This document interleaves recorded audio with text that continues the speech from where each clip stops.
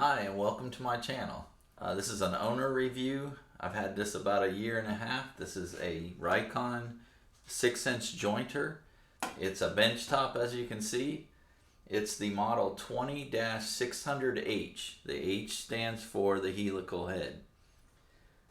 First of all, it is not a helical head, not really a helical head, not the kind that you're used to seeing maybe where it's got the beard head, where it's actually a spiral and they're all lined up in a row. And as you'll see in the video box below that I have, they're just basically, there's a couple of blades and there's six rows of them of two, so you're going to have 12 high-speed steel blades. You can change these out.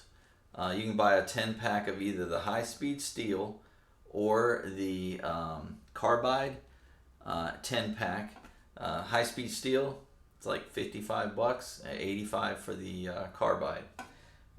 If you want to change those out, they are two-sided, not four-sided like maybe you've seen on the beard heads that you can get on Jet products or Powermatic or something like that, or even you can even get those on your DeWalt planer now. You can buy a kit that you can add that head to it. But anyway, it is a 10 amp motor. It's got basically all your adjustments here.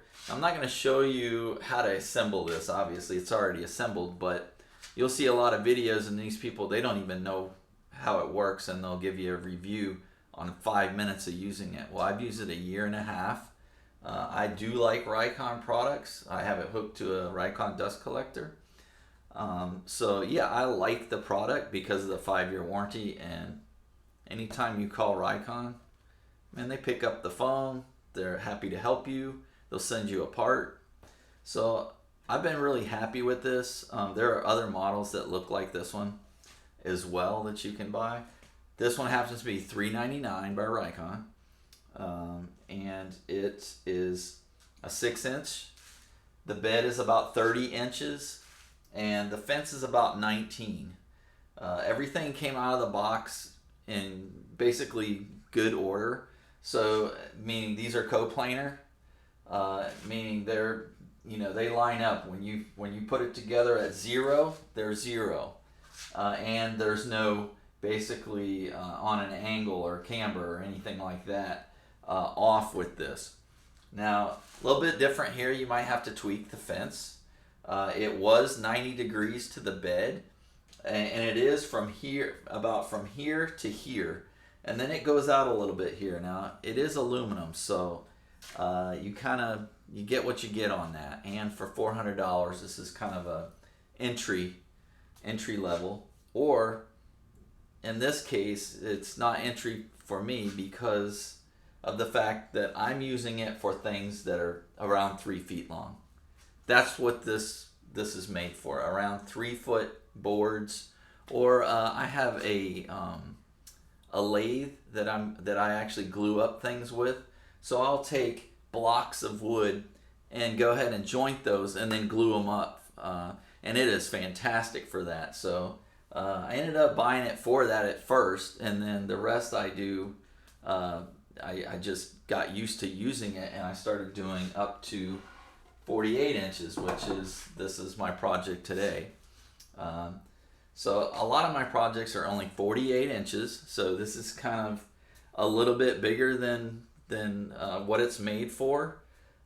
If you've got a problem with the board, and that meaning it's got a twist, or you've got a lot missing out of maybe the center section, something like that, because you're gonna have to do some tricky stuff to make it work that way.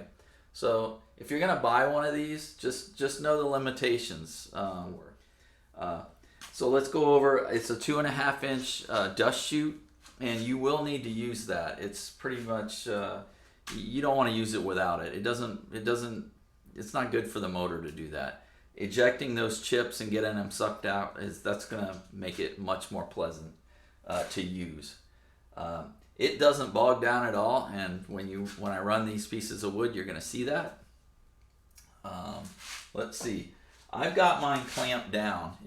One thing, if you're just using this to edge joint, you'll be fine, but it's got little rubber feet on it. But don't do that. Just clamp it down. And it even has, I believe, a couple of holes here where you can bolt it down. And you're going to want to do that, especially when you start face jointing. That's when you're really going to want to do that. Now, if you're new to jointers, a jointer does not make parallel sides. So if this is, you've got a surface that's flat here, and then you flip this over and you start running on here, it's not a planer. That's what a planer does. A planer, it runs through and it makes both sides parallel to each other. A joiner just makes things flat, which that's the first thing you got to do is get it flat. And in this case, sometimes I will actually run this through, I'll run it through the planer, even though the planer is not, again, it's not going to flatten it. That's what this joiner does. But it will help so that when you register this up to this 90-degree fence, it slides better.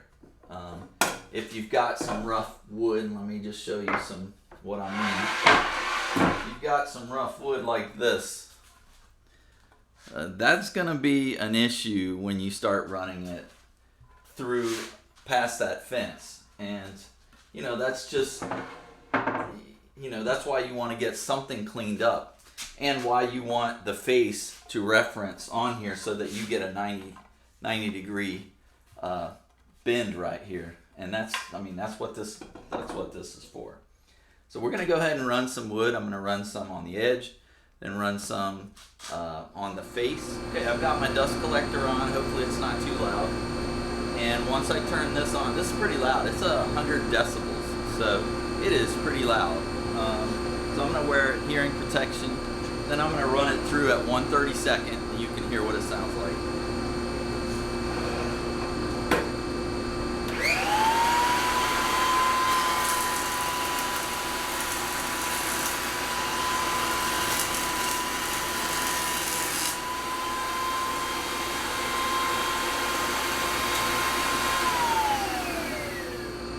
Okay, so let's go ahead and do the face of this, and let's see what it sounds like when we do the face of it, what kind of job it does on it.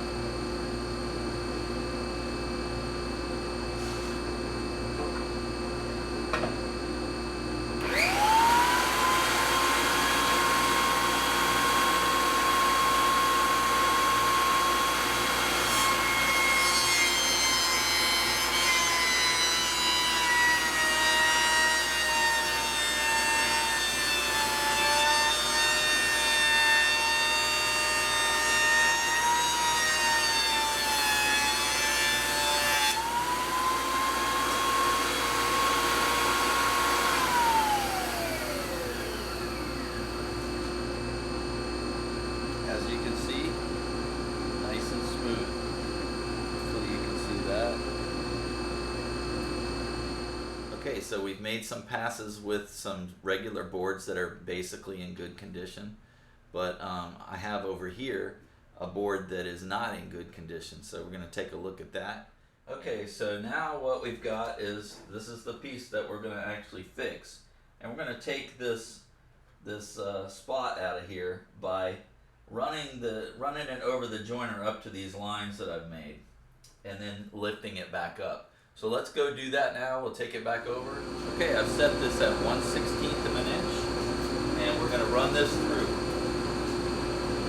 And we're going to run it through to the line right here.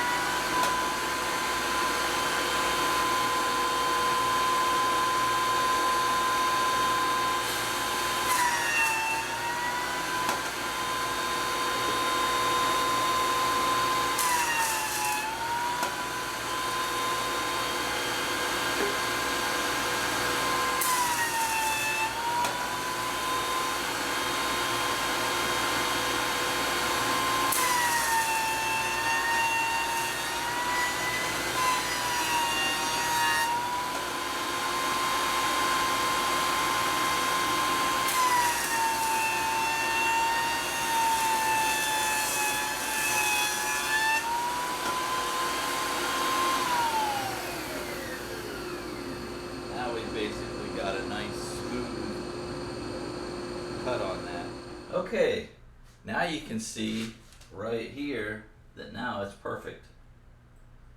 Nice and flat, and there's no rocking. Okay, so now we're gonna actually do one where it's actually bowed the other way. So we've got, as you can see, this thing is all over, and it's really wonky. All right, so you can see how wobbly that is, and you can definitely see that we've got a big gap right there. So to take this out, we're gonna, if we hold it down like this, then this part will be up like this, and then we're gonna just start pressing on the top, and then hopefully this gap will kind of come right out. So we're gonna do this a couple of times and see how that works.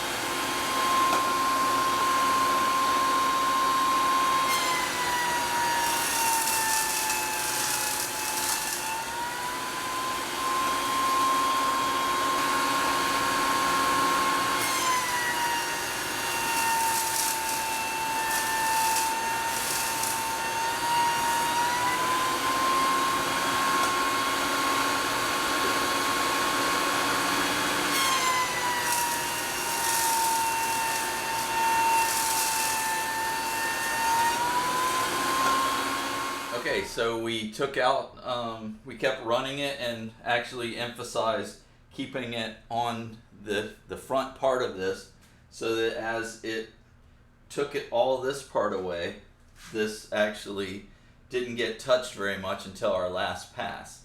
And you can tell now that this thing is nice. We're gonna go ahead and put it on the table again so you can see it, and then see. And now we're gonna see. So no more gaps. We're looking pretty good. Well, a little bit right there, so maybe one more pass, but basically that's how you do that. Okay, so I hope you liked the video on here about the Rikon joiner. If you did, please hit the subscribe button, hit the like button. That will help me out. If you have questions, leave them in the comments below, and I'll try to get back with you. Other than that, enjoy your Rikon joiner if you did buy it. If not, pick one up. You'll like them.